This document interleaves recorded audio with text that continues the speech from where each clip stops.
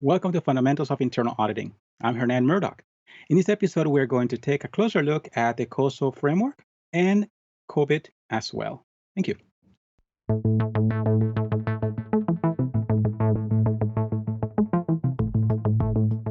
To help us better learn about these things, we have with us today Kathleen Crawford, who is our subject matter expert and very knowledgeable on all things internal audit. So, welcome, Kathleen. Thanks, Hernan. Good to be here. Nice to have you here. So please help us understand what COSO is about and what its relevance is to internal auditors. Awesome. I will be happy to do that.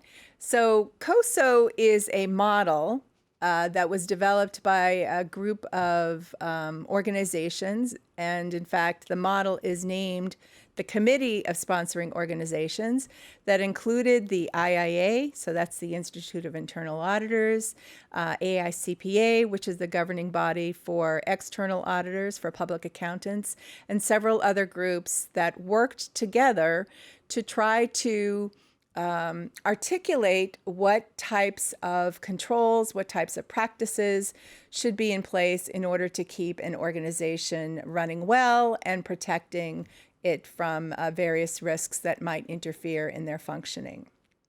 So, if I remember correctly, the committee led by Treadway Mm-hmm. was the one that was investigating a series of massive financial breakdowns that occurred back in the 80s, correct? And the original framework was published in 1992. Is that right? That is absolutely correct. Okay, so let's fast forward now to the current framework.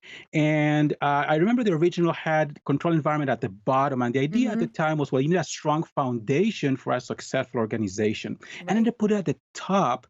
And if I recall correctly, the idea was, well, you need kind of a solid roof, otherwise the whole thing goes to waste. But at the same time, we also sending the message around something around the tone at the And top. at the So top, yeah. So can you walk us through the whole framework and then pick up on that tone at the top because that is such an important phrase used in yes, internal auditing, I right? So walk us agree. through the component. There are five of them, right? So the framework has 5 parts, and it does begin with control environment. So control environment is what everything flows from. So we want to make sure that the control environment gets its necessary attention. Then is risk assessment. Do we have the requisite activities, objectives being set in terms of how we're going to assess and better understand risk at a broad level as well as a specific level within the organization? From risk assessment flows control activities. So, what is the organization doing to protect itself against those different risks that have been identified? From that flows internal control. So, control activities in a general sense, and then specific information and communication around those. Lastly, is the monitoring activities. So you might So recall. if I, Oh, go ahead. so if I think of it this way, then so the hierarchy within the organization, the board and senior management will set the mission, vision, values, the Mm-hmm. philosophy, the direction, and then they set the objectives as well. And then we're thinking in terms of, okay, what can go wrong trying to achieve those objectives and achieve that mission and vision? Right. And then what controls are in place to help you make sure that those risks don't happen to you. And if they do, they don't hurt the business too much. Mm-hmm. And a flow of information, you need to have the instructions, but also the results and the cooperation and collaboration among all the different parties within the organization and monitoring throughout. It's kind of that kind of generally what that Yeah, and that's facing aspect. That's exactly why COSO designed it as a cube to point those things out exactly. Is that we're looking at the organization as a whole, but we're also looking at what happens in the different divisions of the organization, different operational units. So this applies equally more in a microcosm sort of way to a unit, an operating unit, but they have to worry just as much about these 5 aspects as the organization as a whole does. and then they apply across compliance, Hmm. and there are a couple others. Can you walk us through compliance, and what are the other two? Sure. The other two are reporting and operations. So we've got operations, reporting, and compliance. So in another episode, we had talked about the interplay between internal audit and management and leadership. I think we can say for sure that the management group, the compliance, if there's a compliance function or an umbrella of compliance, those matters that they are concerned with also follow this flow of from tone at the top and all the way through monitoring activities. Reporting mechanisms also have to make sure that their operation and their information is absolutely consistent with this model as well. And you could also argue that with regard to laws, regulations, and different kinds of standards, there is an equal expectation that this model applies to that group or to those activities also. There are a lot of uh, dynamics playing out across different frameworks these days. And one of the things that I've noticed is that a lot of these frameworks are now starting to introduce principles. Hmm. So, is that something that also applied to COSO? Did they also do the same thing? Definitely. Definitely. In fact, Okay. that was a big reason for the reboot in 2013.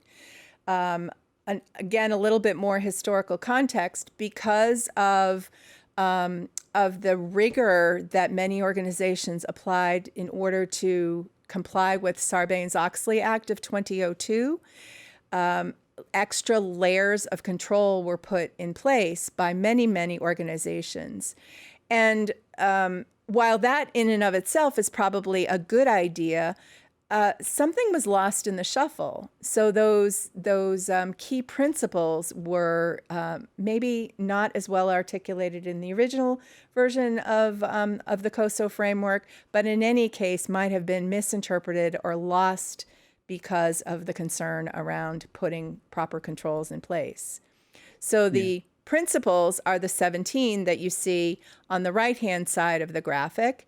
And behind those 17 principles, so the control environment has 5 principles, starting with commitment to integrity and ethical values, oversight by a board of directors or similar body, establishment of structure, establishment of authority and responsibility,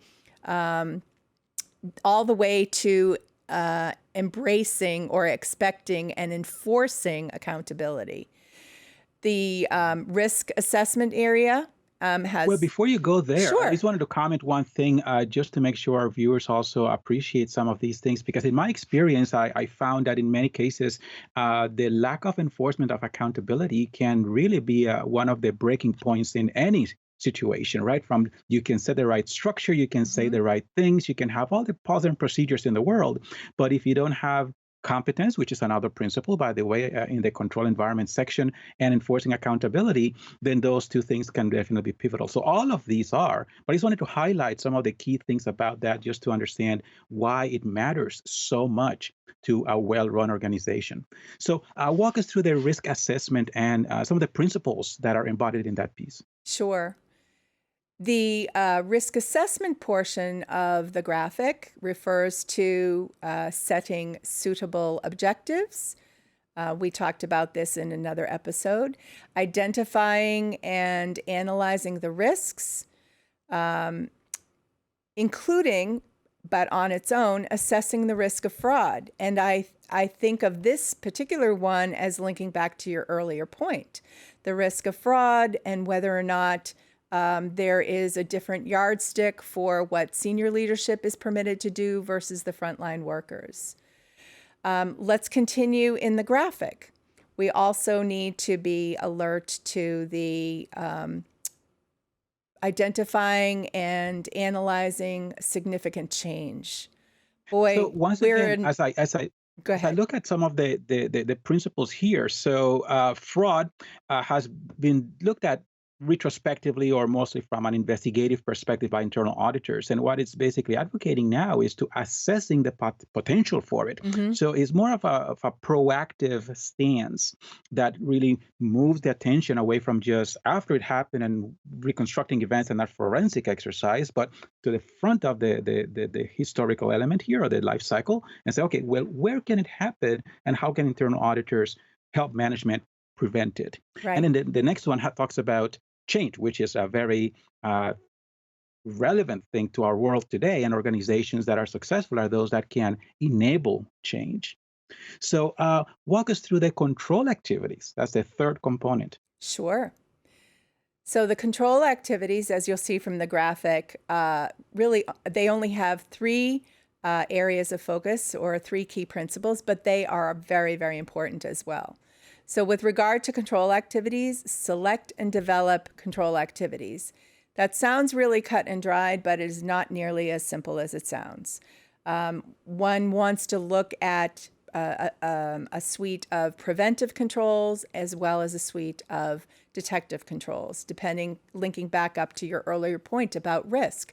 What types of risks are we talking about in the area processor system? What functional unit has particular issues with one type of risk versus another type of risk? So the control activities really need to be well designed. Can Continuing, you elaborate on IT GCCs? What are IT GCCs? you have me at a loss. IT General Computer Oh, general Controls? computer controls. Yes. Yeah, that's a little bit of a test there. We have a little bit Oh, of, yes. in audit, we have this letter soup, kind of a Scrabble thing going on every day, all day. So I just wanted to test you a little bit, make Well, sure and you're on your toes. I'm afraid that Scrabble may or may not have the dictionary that includes that particular acronym. Well, in ours it does, In but go ours, ahead. it does. You're right. Yes. So when we're thinking about controls, we're not just thinking about the controls that others might be accustomed to. Non-auditors think about they might recognize dual control if they had a safe to deposit box.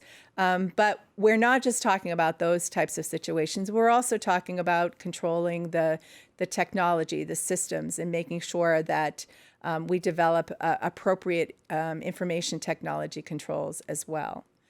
And then the control activities are rounded out with mobilizing through policies and procedures. So the control activities, if people don't know what's there and don't know what they're supposed to follow, with policies and procedures that articulate what is expected, then all the good work that is done before in terms of setting a tone at the top and doing a broad and deep risk assessment may very well be lost and not effective at all.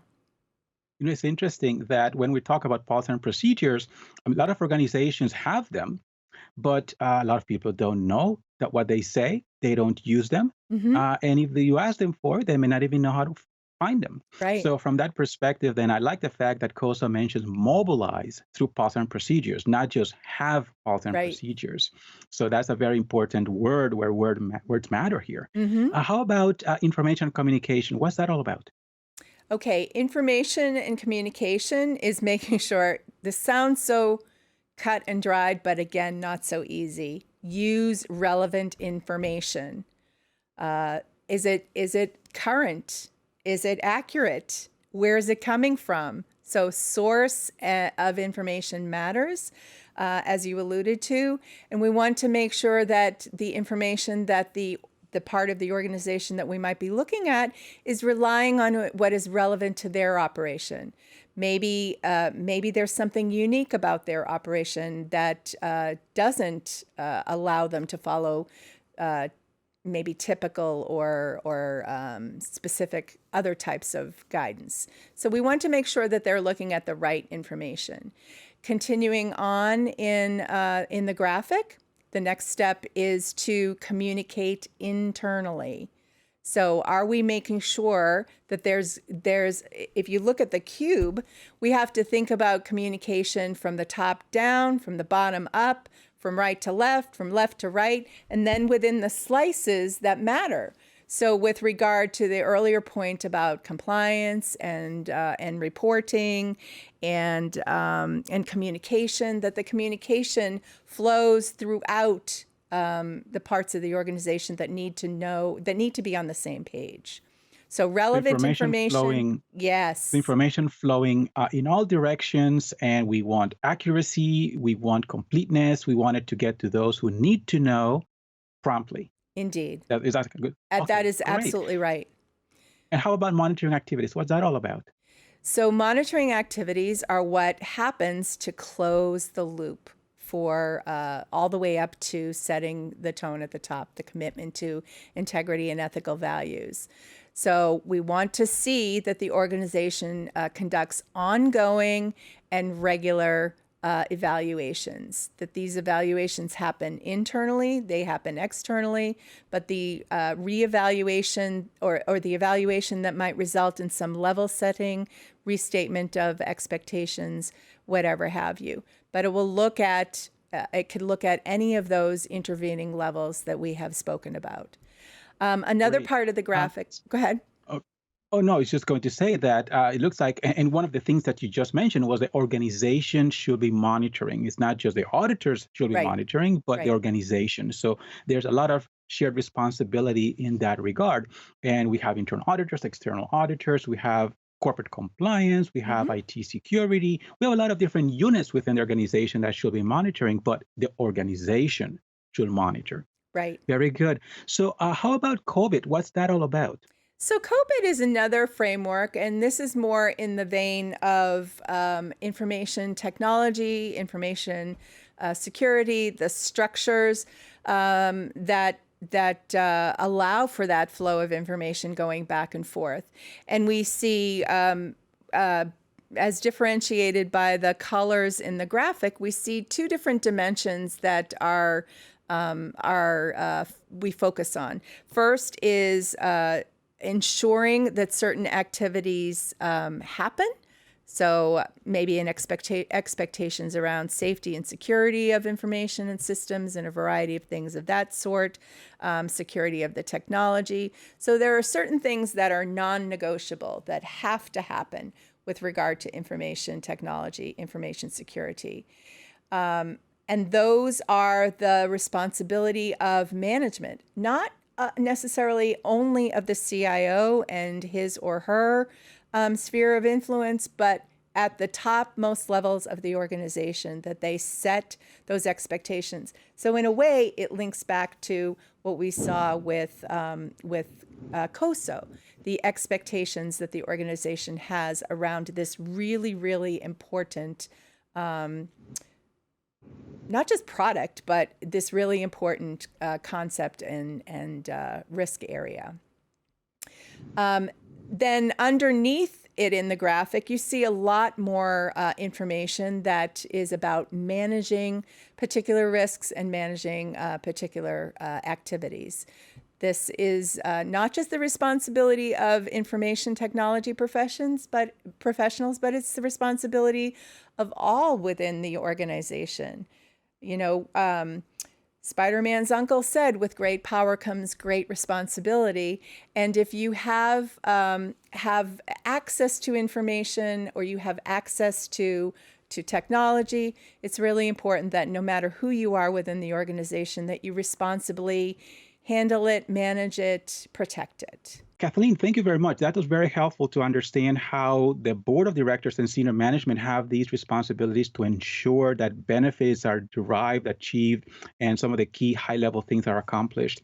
The next section of the framework focuses on management and some of the tactical things they need to work on. I believe there are elements around human resources related to IT, budgets and costs. We have quality. We have project management, elements around dealing with vendors and building relationships. So it's not all very technical, right?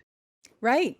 In fact, I think you could argue that anyone within the organization has a responsibility to secure and properly use information. This would apply to bank tellers, this would apply to human resources, this could equally apply to shipping clerks. I mean, anyone across the organization needs to protect the systems that we use to share information back and forth in these different activities, as well as the artifacts, the technology that actually makes it work. So yes, everyone has some responsibility. You don't have to be geeky to know how to use the information assets of the company. And I like the fact that COVID it kind of walks away from that idea that it's all about technical elements, right? The systems are used by everyone. And the things that make IT successful also cut across from the very technical to the business related to the accounting, vendor management, all of those things. So that was that's very important and reassuring.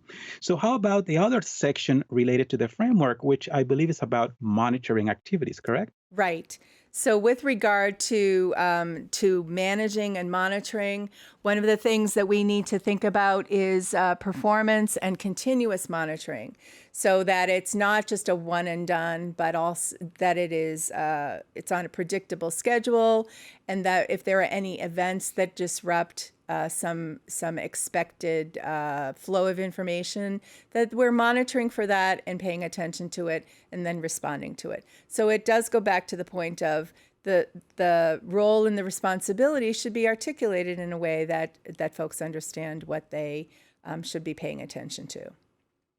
Great. Yeah. So this reminds me also that we have a section on monitoring activities within the COVID framework, Hmm. and that, of course, is a flashback to COSO and how Right. that also has monitoring activities and how important that is for everyone to be on board with that and making sure that we know what the expectations are, Mhm. that we have the right people overseeing things when they need to, they're reviewing it to make sure there's consistency in performance.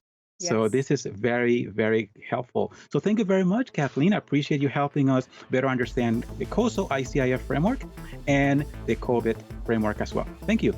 My pleasure. If you like this series, subscribe to the ACI Learning YouTube channel to enjoy more audit-related content.